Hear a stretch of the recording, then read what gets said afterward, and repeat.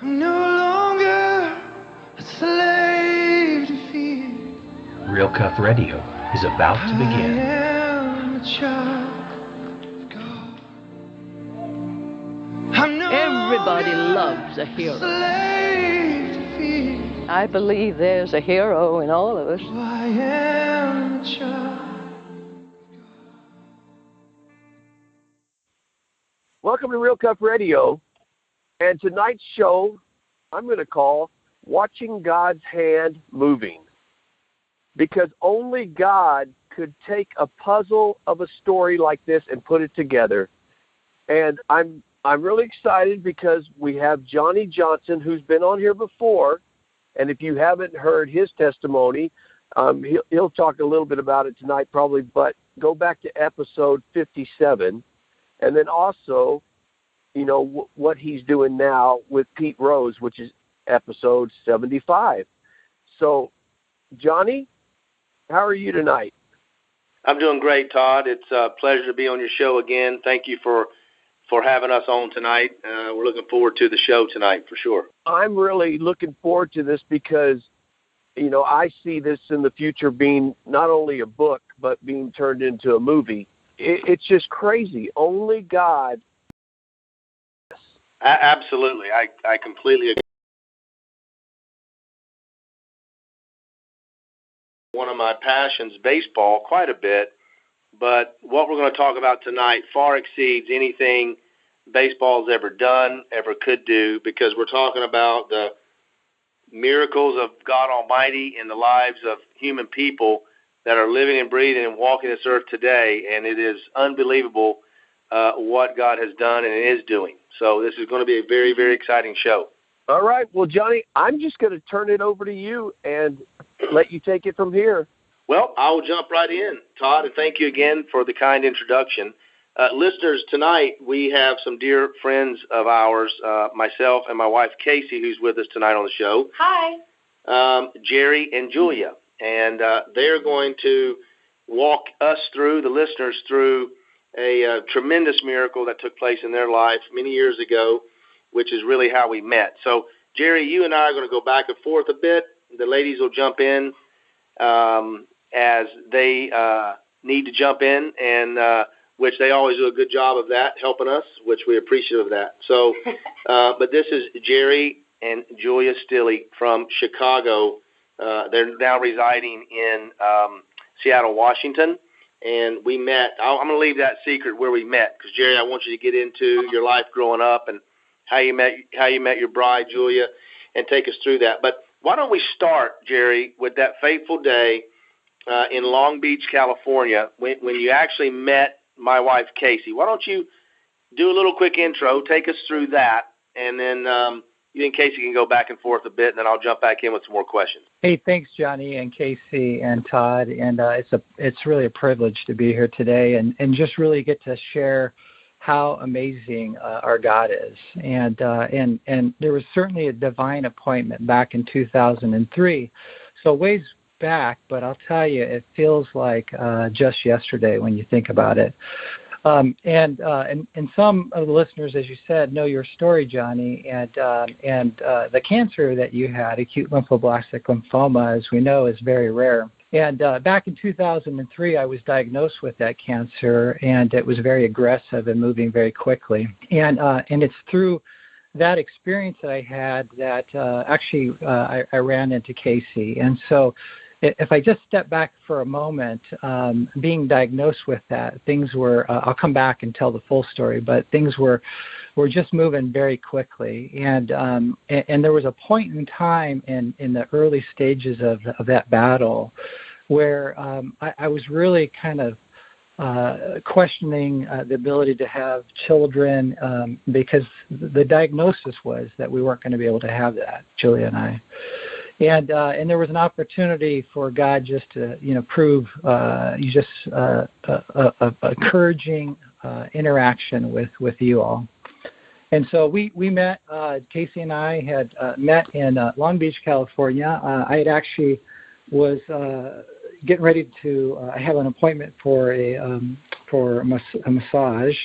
The body was certainly beat up from all the chemo and the treatments. Anyways, going into my appointment, I was at the front desk, and I had shared that I needed to make sure that the technician didn't have a cold because my immune system was really low. And they proceeded to ask, well, why is that? And I said, well, because I've got cancer. And they said, oh, I'm sorry, and asked for the type. And I said, it's acute lymphoblastic lymphoma of T cell. And when I shared that, I think I may have even still been reading it off paper because it was something that was hard to memorize at that time. But there was the only other person in the room, in the waiting room, and that was a lady sitting over to the side in one of the chairs. And she politely walked up and introduced me. She says, excuse me, sir, but I think I overheard you say that you have acute lymphoblastic lymphoma of T cell. And I kind of looked at her puzzled, like thinking she must be an oncologist or something. And I said, well, yeah. And I said, it's a very rare cancer. She says, I know. She says, because my husband is a survivor. And that was just an amazing moment of time. So I won't get into the full story there. I'll come back and share that because God's doing some amazing things. But it was a divine appointment. And from there, just some amazing things happened. Very good. And that's certainly our recollection as well as how you met Kayse. Kayse, anything you'd like to add to that intro there with Jere? Sure. I'd just like to say, God shows up everywhere. If you're wondering if he only shows up in the church, well, no. He shows up in the school. He shows up on the road. He shows up, I've got a cold, in a massage place. And I was there because I was treating my father to a massage. He was visiting us in California, and my mom and dad are from Dallas. And so I was getting Dad a massage, and he didn't quite know what to think about it, but I was waiting on him, and I overheard Jere talking to the ladies up front and describing exactly what my husband had survived years before. In fact, Johnny's name is in a medical journal as being the very first one to survive this kind of cancer. There was absolutely no survival rate before Johnny got it. So taking a risk to jump up and talk to a stranger about that, I felt that it was worth it because of the immense topic that we were discussing and the hope that I could share. So just also to let you guys know, every once in a while you got to jump out of your skin and do something that makes you feel uncomfortable. And we're not always received in a way that people understand. And so just know that it pays off if you are on call, so to speak, with God. And when he prompts you to say something, do that. But I was just getting it straight with Jere before the show that it was actually my father who came out of his appointment, and I shared with him that I had just met Jere, and Jere was turning to leave, and my father says to him something about, in fact, Jere, I'll let you take over from there because you said it better than I did, but my father is now with the Lord. He went to be with the Lord July 31st, 2016. So this part of the story truly warms my heart. Go ahead, Jere. Yeah, thanks, Kayse. And so I will just rewind a little bit. So January 23rd, 2003, life was going really 100 miles an hour. Both my wife and Julia working full-time at an aerospace company. We were both in school full-time, and we were both in ministry full-time. We were working with the youth, junior high and high school and college age. She was leading worship as our music director. And so life was full. I was working on my MBA at the time as well. So things were good. I mean, really good. And I started feeling really sick. And I got to a point where I started feeling a couple of lumps over kind of my collarbone area. And I thought, this is kind of strange. And I decided to go into what I call those the doc in the box, the urgent care, if you will, walk in. And I met with one of the physicians, and he proceeded to give me an examination. We did an X-ray. We took some blood work, and he said, "Here's a prescription for some antibiotics, and follow up with me next week." And so A couple days went by. The lumps over my collarbone were growing, and all of a sudden it started surfacing on the other side, and I started thinking, this is not normal, and I decided to call the doctor. In fact, before I called, I could remember getting ready to head to school one evening, just a few days after that first exam, and I had this chest in my pain, this pain in my chest that I thought I was having a heart attack. I didn't know what a heart attack was, but boy, I tell you, I thought that's what I was having. And it stopped me, and I pulled over, and I kind of hung out in the car for a bit, just trying to anticipate what was going on, and then it went away after a few minutes. So I decided to call the doctor and try to see if there was any results, and they said no results. What we saw in the blood work came back normal, and I thought, gosh, that's strange. So I decided, to ignore it. Went to school. A couple days later, it's about 5 days later now from the original appointment, and I'm just not feeling well, and the lumps are growing, and so I decided to go back into get a second examination. So I did. They saw another doctor because it's always somebody different, and we went through the same rigmarole. It's like, hey, let's take your blood work. This is strange. Why don't we try a different antibiotic and come back in a couple days? And so I left. That was kind of a Friday or Saturday morning. I left, and then on Saturday night, I was really just thinking about, gosh, I don't think I'm well. And I did the one thing that most of us shouldn't do, which is you got on the internet and started like putting word searches and like lumps above collarbone and in the neck area, and of course all the bad news comes back. So I kind of realized that I had cancer, and yet it wasn't diagnosed, and I didn't want to tell my bride Julia, because we had just lost her father not too long ago to cancer at that time, and so I didn't want to get her worried, and so I went back into work on Monday. I'm having all the symptoms, night sweats, and I decided I'm going to go back into the doctor's one more time on Monday. So now a week has gone by, and I find myself making that appointment, and Julia ends up meeting me there at the doctor's, and she may share a little bit about that. But saw another doctor, and we went through the same, 10 questions, and he says, can I do an X-ray on your chest? And by this time, these golf balls are kind of above my collarbone. And he says, can I do a chest X-ray? And I said, well, you already did one. And he says, well, it wasn't me. Could I do one? I said, sure. So we did the X-ray. And he came back a few minutes later, and he says, listen, and he kind of showed Julia and I this mass in my chest. And he said, this appears to be cancer, some type of lymphoma. Don't know. He says, maybe it's something else. But what I want you to do is I want to get you into a specialist like stat. So that's Monday. He says, you're going to walk out of my little office here, going to go up to the front, and we're going to get you in with an ENT, to see if we can't do that with, stat. And he says, if they try to tell you, hey, they don't have any openings, I'll get involved here. And so went to the front desk, followed the instructions. The front desk person says, they said they have an opening 5 days away. And I said, the doctor said it's stat. So I got on the phone with them.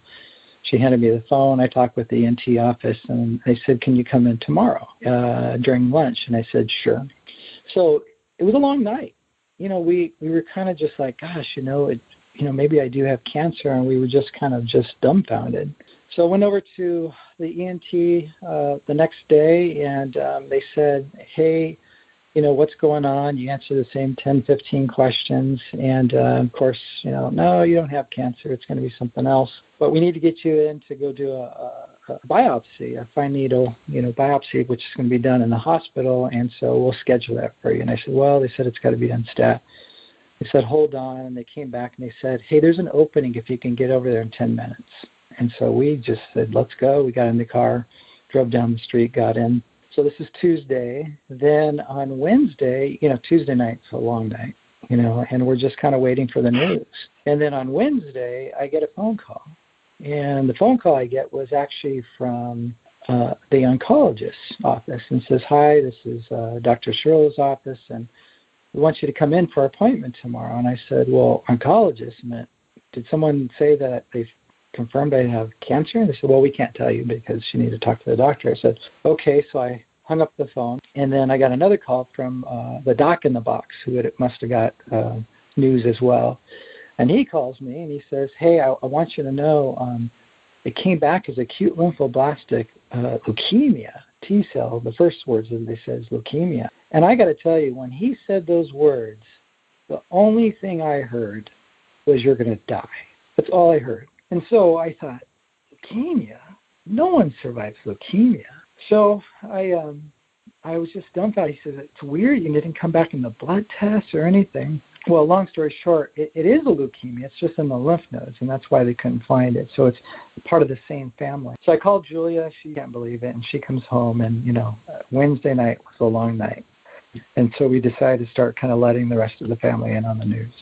We show up to the doctor's office on Thursday, and at this time we've got, our family, our pastor with us, a lot of loved ones, and we walk into the doctor's office, and, and I don't know what he's going to say, but I know one thing is that life's 100 miles an hour. There's a lot of responsibilities on my plate. And we start to, have a discussion, and he says, hey, listen, it's very aggressive. We got to treat it quickly. We need to, every hour counts. And so I'm thinking like, okay, well, when do we want to start? And he says, you're going to leave my office, and we're going to start now.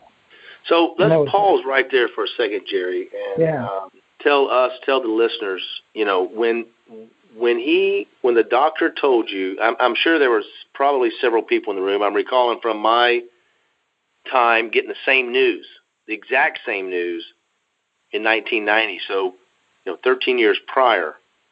What did it feel like? Tell the listeners, what did you experience? Did it feel like when you knew immediately meant like right now, immediately? Take us through that. For me, I wanted to challenge it.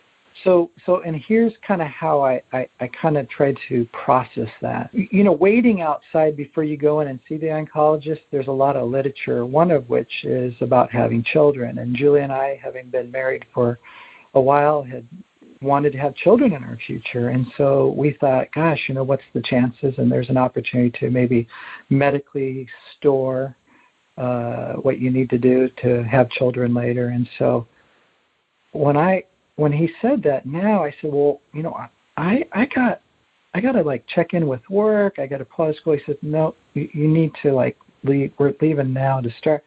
I said, well, we want to have children. Can we how long does it take for this procedure? He says, that takes a few days to get everything ready.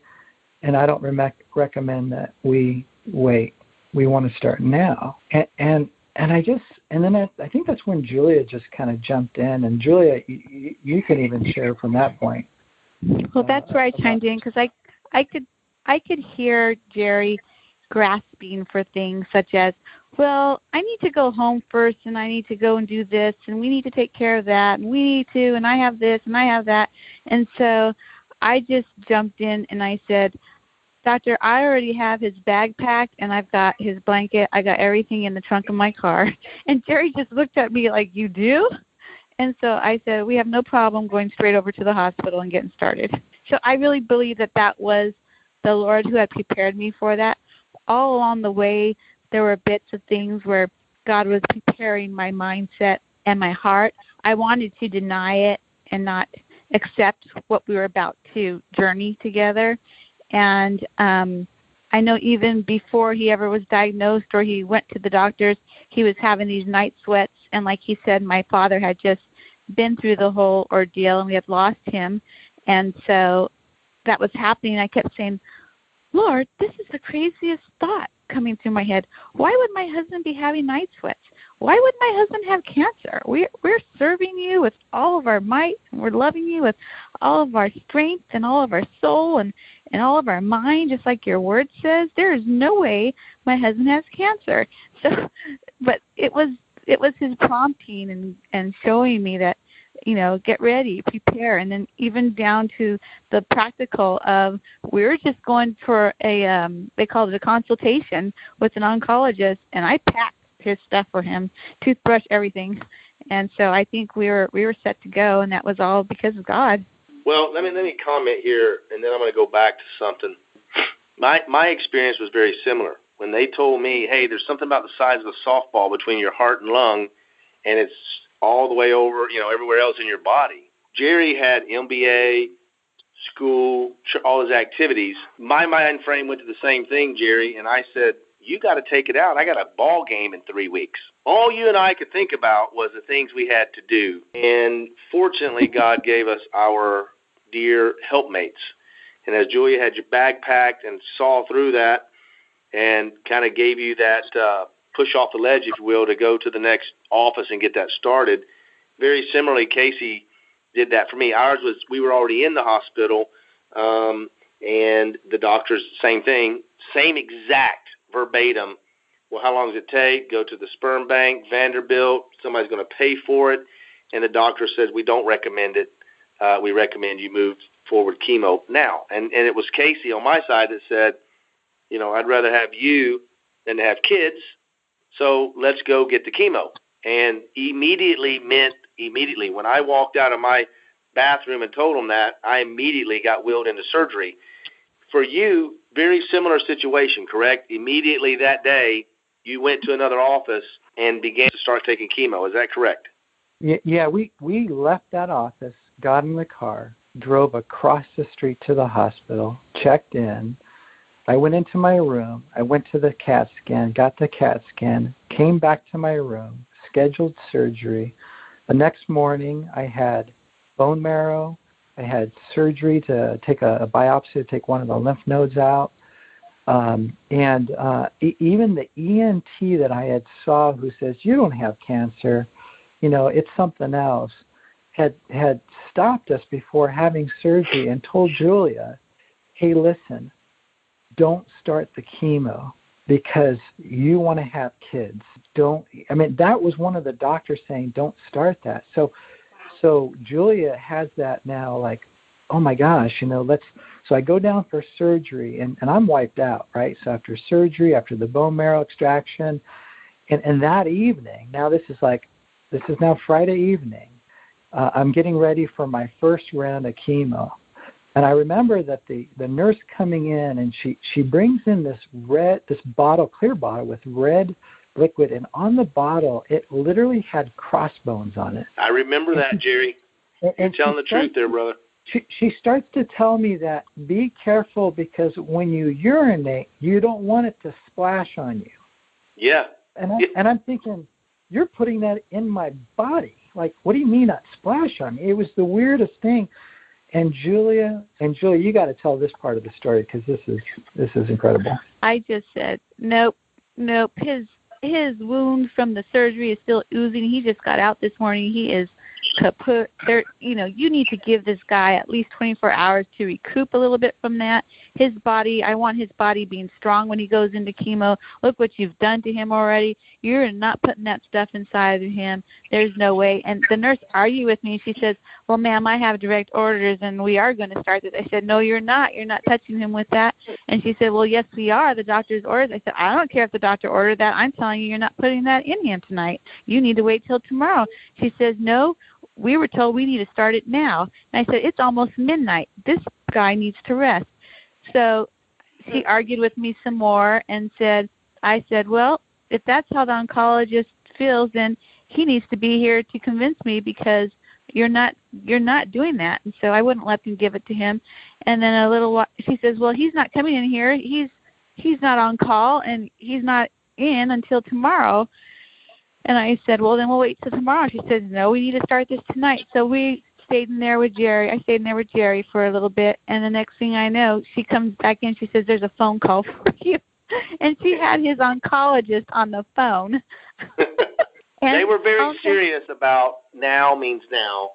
Yes, but when you have another doctor, the surgeon looked me straight in the eyes and she said, do not, whatever you do, those are the words she used, do not, whatever you do, let them start chemo on him until you've gone and take care of your making baby business. And I looked at her kind of funny, like, what do you mean? And she looked at me funny, and I said, oh, I get what you're saying. Okay. So anyways, the doctor gets on the phone that night, and he says, Miss Stille, I understand you're having a bit of a problem. I thought I made it clear what we needed to do, and we needed to do it right away. I said, yeah, but you know what? I was told by the surgeon that this could wait. We need a little bit of time, a couple of days. And we need to take care of, sperm bank and take care of that and call our insurance and find out what we can do to rush that along. And also, he needs to recuperate from the surgery. He said, can I just stop you here for a minute? 'Cause I said, sure. He said, I want you to hear what I'm saying. He says, I can count on one hand how many things I am mandated to begin treatment immediately. He says, on one hand, I can count those things. There aren't very many things in this world where I'm mandated to do that immediately. He says, what your husband has is one of them. And I said, okay, thank you.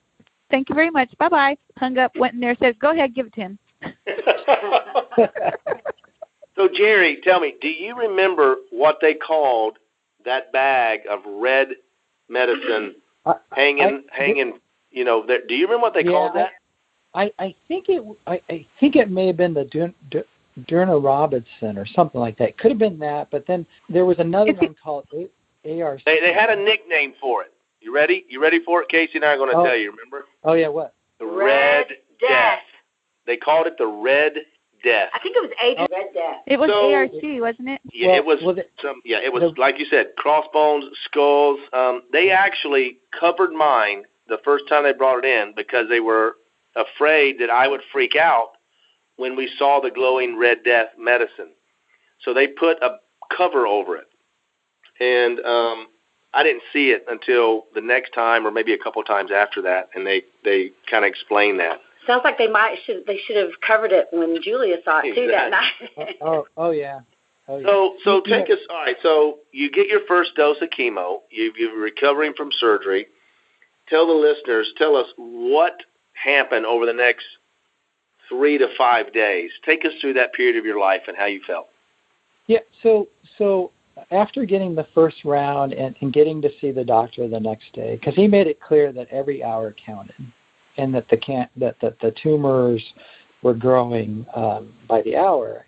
And I still didn't know how big the tumors were. And so I'd asked him, and I said, hey, Dr. Stroll, I said, I just got to ask you something. I mean, you made it sound like every hour counts. First of all, how big is the mass in my chest? And he said it's the size, and he showed me the shape with his hands, and it was the size of a football. And it was pushing on my heart. It was closing my esophagus, closing one of my lungs.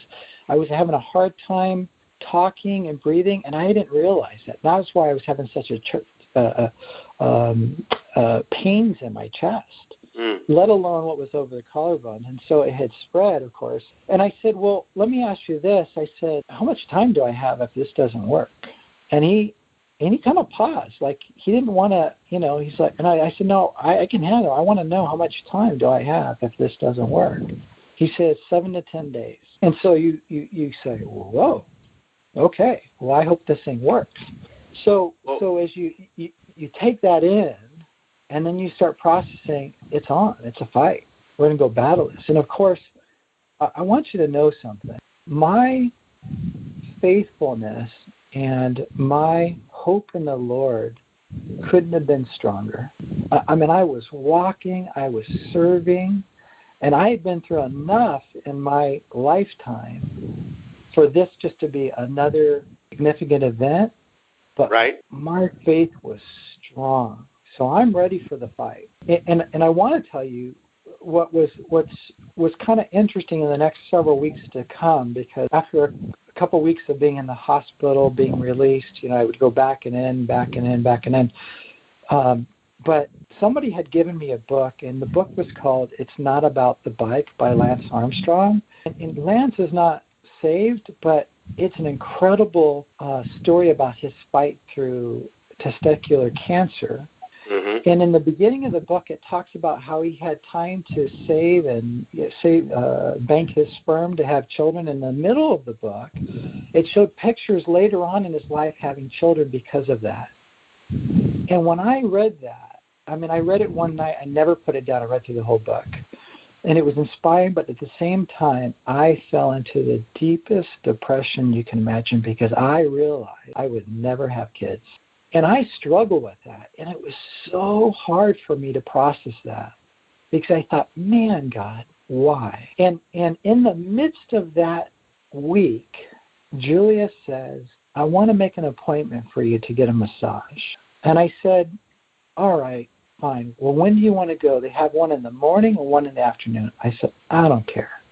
She goes, we're picking afternoon. And so I show up a couple days later, and as I started the whole conversation, here's Kayse introducing herself. And I'm thinking, like, I've been wondering how many people, I couldn't find anyone who had the type of cancer. In fact, I'm a math guy like you. I'm a finance guy. And I discovered that the odds of getting the cancer are like 0.001%. But the odds of finding somebody else that has the same cancer go off the charts. So the fact that I would run into Kayse with somebody who's not only a survivor, to introduce me to her father and say, and here's how it went. Dad, let me introduce you to Jere. Jere has the same cancer that Johnny does. Jere, this is my father, John, and he's a cancer survivor. He's a cancer survivor. I think it was throat cancer. And she goes, I believe this is a divine appointment. I said, I believe this is a divine appointment too. She goes, can we pray for you? I said, yes, you could pray for me. I said, I'm a youth pastor. And she goes, you're a youth pastor? I said, yeah, I'm a youth pastor. She says, my husband Johnny was a youth minister. I said, no way. And she says, yes. And he says, he's doing finance right now as a CFO. I said, I'm in finance at an aerospace. And it was just like, this is a divine appointment. So we began to hold hands, and I think the lady at the receptionist is looking at us like, what is going on here? And we began to pray, and they prayed over me, and it was so good. And I was so encouraged. I said, when we were done, I gave Kayse, I gave you my card, and I said, please have your husband call me. I would love to talk with somebody that has this kind of cancer and give me hope that you can survive it. And as we were walking away and departing, Kayse's father says, hey, Jere, and I turned around, he says, listen, I don't know your situation if you have any children. I don't know your situation, what the doctors have told you. I don't know if you even want children, but I'm going to tell you something, that Johnny and Kayse were told they would never have children, and they gave birth to their baby boy a few months ago. And I wept because I thought, oh my God, you would provide that for me. It gave me so much hope. I went back to get my massage, and I cried through the whole thing. It was the worst massage I've ever had because it was like, I want to get out of here. All I want to do is go talk to them. Got done. I called Julia, and Julia, you can pick it up from here. You probably remember me calling you with this news. Yes, I was at work, I believe, and you called me, and how strong his faith was and how everything was started out with the treatments, and knew he was in for a battle for his life. But, that easily gets worn away as your body's just becoming frailer and frailer and weaker, and your blood counts are low, and then like he said, he fell into this deep depression about having children, not being able to have children. So I was kind of, as a caregiver, and Kayse, you could probably attest to this, not that we love our hubs any less when they're going through this, but it gets difficult carrying day after day for someone who's so down and emotional, the chemo really messes with their emotions. And I was just kind of like, go get that type of thing. So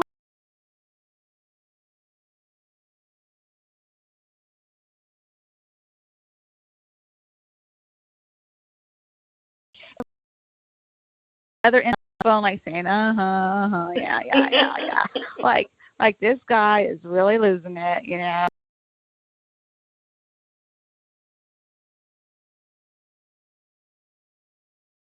telling these stories, and stuff. And so then he goes on to say, no, listen. And I even said to him, I said, yeah, Jere, you know what? A lot of people can say they have the same cancer. I probably wouldn't really believe that. And then he says, and then they stopped and asked me if they could pray with me. And I'm like, whoa, really? They asked you if you would pray with them? Well, this is getting real here. There's not very many people who aren't authentic are going to ask to pray with you and are going to not be concerned about being in a massage place, not be concerned about who's around and who's watching, and they're just going to go for it. So that really got my attention. And as he started to unfold and unpack what had just occurred there, I knew beyond a shadow of a doubt that this was a divine appointment, and I was just rejoicing with him. So I think Casey wants to add something here. I just want to say, this is the first time I think I've heard your rendition of the story, guys, and I am just over here rolling. I mean, Johnny and I were nodding our heads with everything that Jere was saying, as far as the what the doctor said to you and the wording and everything. And we're just, I mean, even today, how many years later, I am still in awe of how God did the crisscross on us to match us up. He's so good. And, excuse me, I'm fighting back some tears there. He is so good, so very good.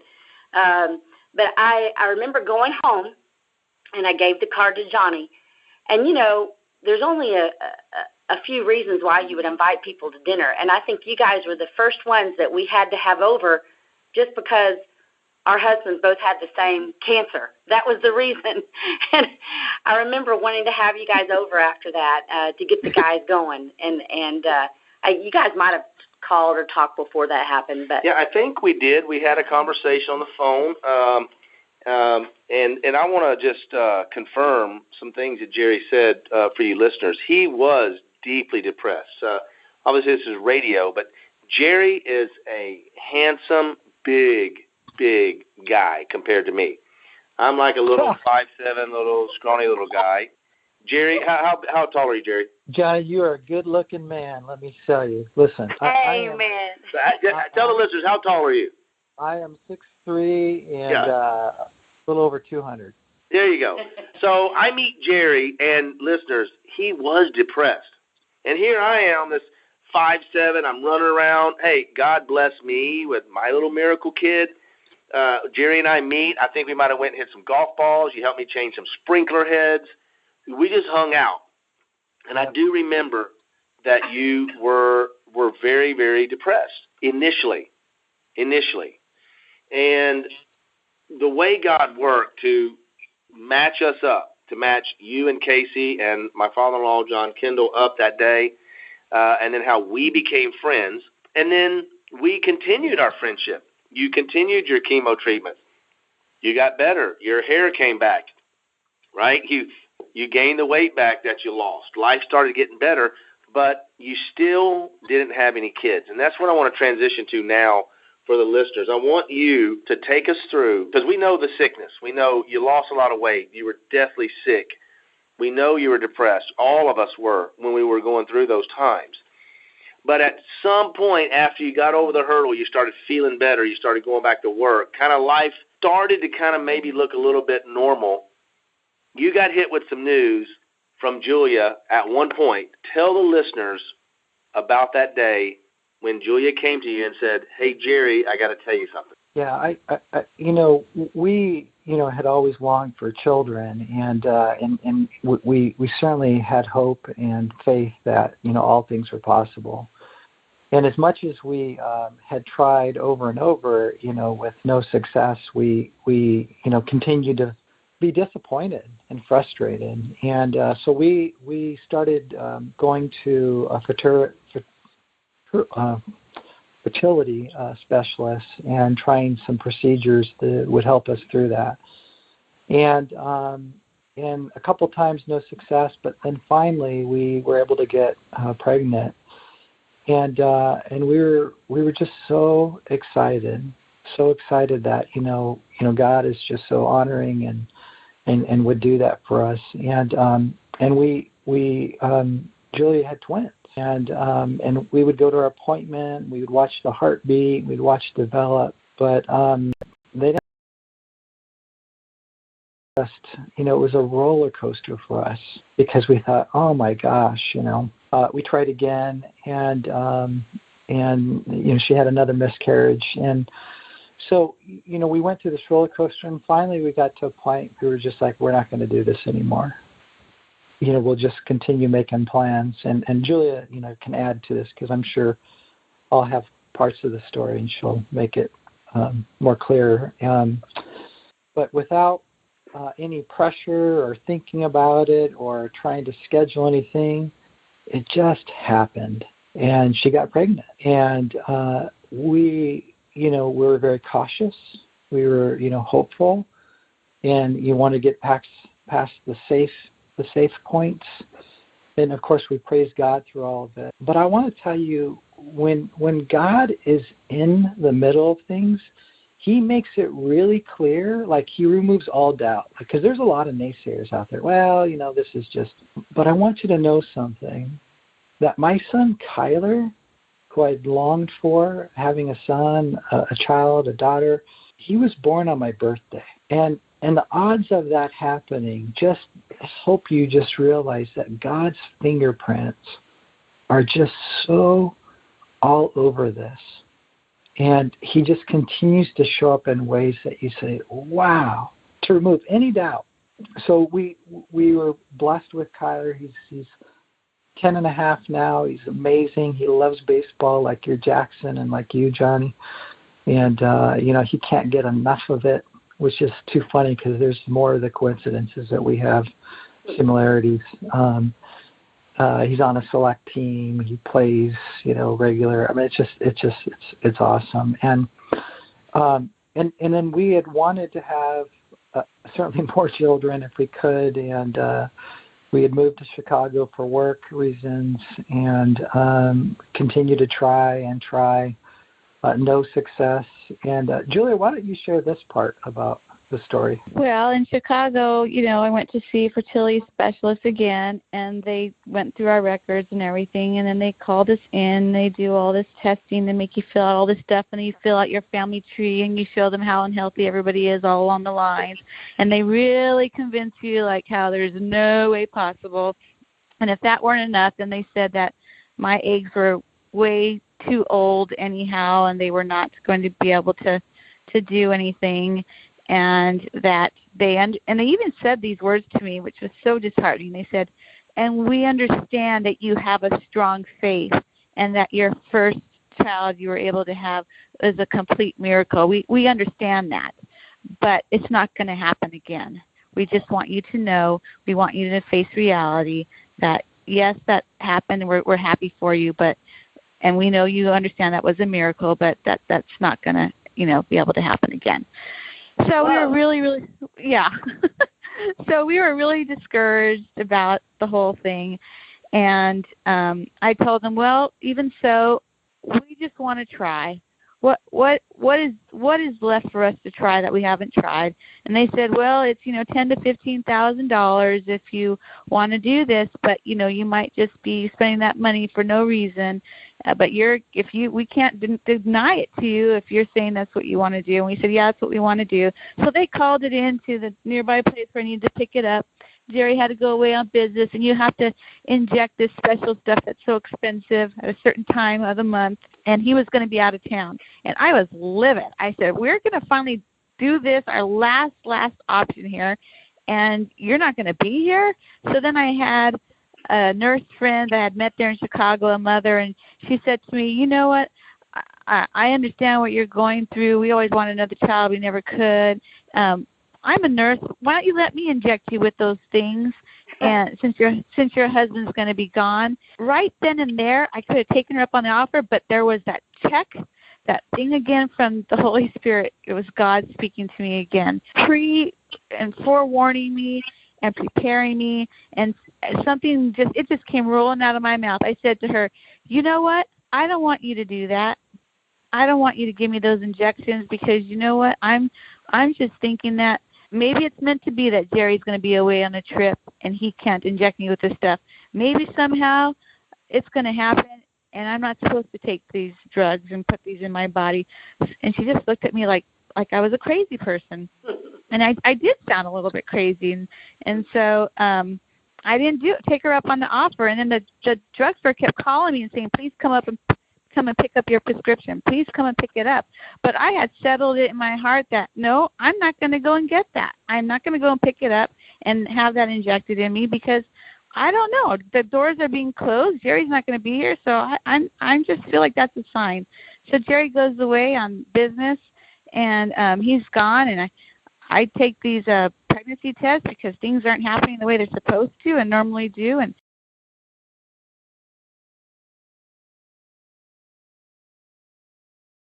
sure enough, I was pregnant. Wow. And so I called him on his trip. I said I knew there was a reason I wasn't supposed to go pick up that stuff and inject myself. I said, can you believe I'm pregnant? So we just rejoiced in all of that, and we were so excited once again that, wow, we really have overcome something that they said there was no way possible. And I reported it to my doctor, and she said to me in her excitement for me, she says, well, I just don't want you to get your hopes up because it's probably not going to survive. So those were the most painful words to hear from her. I thought, well, aren't you the least bit excited for me? I took like 3 or 4 of these tests to make sure I really am pregnant. But turns out she was right, and we did lose that baby. And I was upset more with her words that she spoke into the atmosphere about this precious baby that I could have bore. And so I said, no more. I'm not going to let people speak that negativity out loud to me ever again. And I didn't feel depressed. I didn't feel sad. I didn't feel like I was giving up hope. I felt like, hey, if anything, this just means that my body can still get impregnated. And we're going to just keep trying naturally. And we did. And I know that when I went to her, long story short, Jere was seeing a urologist at that time. Jere relayed the story to him of her bedside manner, what had happened. I think he went and spoke to her. Next time she saw me, she was much more gentler and kind and encouraged me even and said, you know, usually when you have a miscarriage, you say, oh, you got to wait 6 months or so, three to 6 months to clear the body out and start again, blah, blah, blah. She told me, no, don't wait. You just go for it. I'm like, well, don't I have to wait at least a month? And she says, no, just go for it. So we did, and very next month we were pregnant, and our daughter is 7 years old today. That's beautiful. Well, here's the... Did you say today? Yes. Meaning, her birthday's in March. Her birthday's in March. Okay. She's sorry. Yeah. So, guys, listen. There's no doubt. Just rehearing your story. When I shared with the listeners my story after the interview, Todd, I don't know if I ever even really disclosed this to you, but I was like, is anybody really going to believe this? A mass the size of a softball. Now remember, Jere's was the size of a football. Jere's 6'4", I'm 5'7". He had a football in him, had a softball in me, right? 7 days to live, never have kids, miscarriages, after miscarriage, doing everything, holding off on IVF, everything. Is anybody ever really going to believe this? And here today, we have the culmination of, you, Julia, your beautiful kids, your story, and how God used not just any old guy that had cancer, but the guinea pig to what you were having and the treatment that you had to bring into your life, which, I'll be honest, we had a lot going on in our lives at the time. And when Casey said, hey, we're going to have these guys over for dinner, and he's got cancer, I was like, okay, but like what time? I got to get off of work. I mean, life goes on, right? So we understand that. We had cancer. We wanted to get back to work. We want to just get on with life. And I encourage all of us and all of the listeners to hear me right now closely. Do not just get on with life. Take the time. Go wherever you are. Reach out and pray for somebody. Ask them if there's something that they need. Because God can and will use the miracles that He's doing in our lives to touch many, many more if we're willing to, as Julia said a few times here, listen to the Holy Spirit, listen to the prompting. Now, I am sure that I am an extremely proud father, and I am sure Jere is an extremely proud dad, as Julia a mother, as Casey's a mother. But I want the listeners to know this. After Jere finished all of his treatments, he invited me to what I called the circuit, like the Christian circuit in Southern California. And he's like, hey, Johnny, we got to go share our testimony. Do you want to come? I'm like, absolutely. Let's go do that. And I always brought Casey and Jackson. And Jere would introduce, and he would get up there, and he would tell about his background and how he grew up and his story with cancer, and then he'd introduce me. And I'd always close out with, and now let me show you the miracle, and bring my son up on stage. And up until this time, right now, tonight, it didn't occur to me, Jere, how painful that might have been.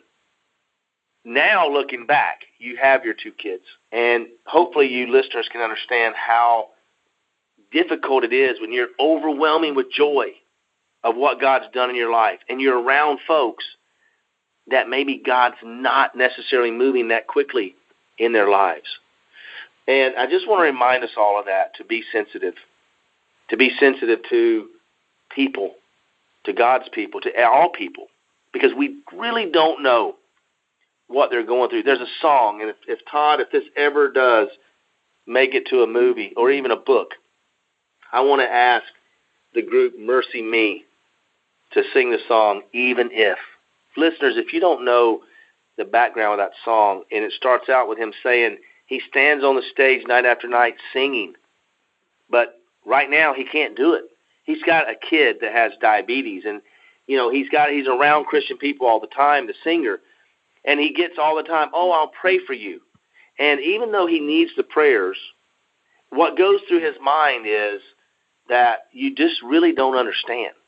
I'm up middle of the night checking blood sugars. Life is miserable, and you're going to offer to pray for me. And that sincerity, wanting to pray for somebody, but not being in that man or woman's shoes, and understanding that probably millions of people have prayed for millions of people. And Jere, you had people praying for you and people praying for me. But when you're going through it, it's hard sometimes to receive those prayers. It's hard to just bow your head, because truly nobody knows what taking the Red Death is like until you take it.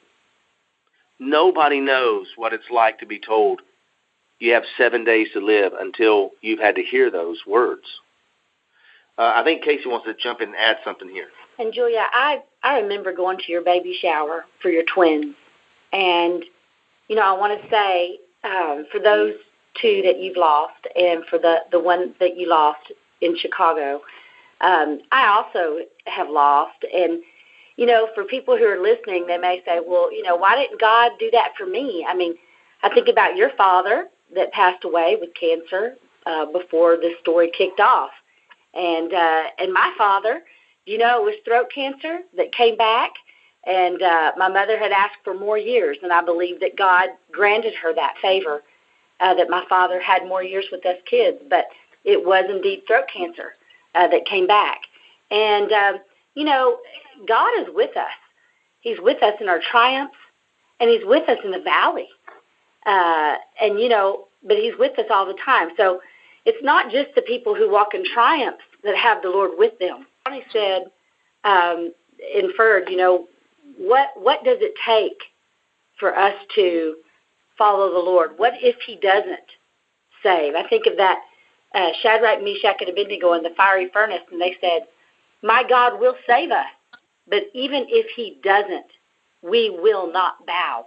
And I remember saying that prayer before we were pregnant with Jackson. I would say, God knows that I want a child, but I also know that he does not withhold any good thing from me. And if he doesn't give me a baby, I will not bow. And it's a mindset. It's a declaration. I don't always have it. I'll be honest. It's a walk with the Lord. It's a journey.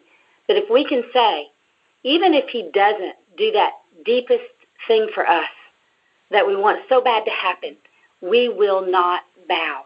Because even though God has done wonderful things for us, we've also both walked in some tragedy. So if anybody's out there listening, yes, God knows about you too. And he will be there with you in the ups and the downs. So, Jere, we're gonna close this out, and I'm gonna give my quick kind of 30-second rendition of this, and then I want you to tell the listeners how it is for you with your kids. But long story short, when I talk to people today, anybody, if they say the word kid, if they say the word sick, if they say the word cancer, there's a number of things that they can say. I never fail to speak of the greatness of God Almighty and share with them, probably to where they're looking at me like, will this guy please shut up and stop telling me these stories? But I cannot stop telling the story. And I know you're similar in that way. Share with the listeners as we close, how often now are you getting to share your testimony? What does it feel like now, looking back over the last 15, 16 years that you've been through this? And we'll close it out, and I'll let you turn it back over to Todd. But share with the listeners on a daily basis what life is like for you and your family, and you're able to share this great miracle and this great testimony. Thanks, Johnny and Casey. Appreciate that. Every day I wake up, and I tell this to every single person, people that work for me, people I work with, anybody. I do not take today for granted, and I realize that tomorrow could be gone.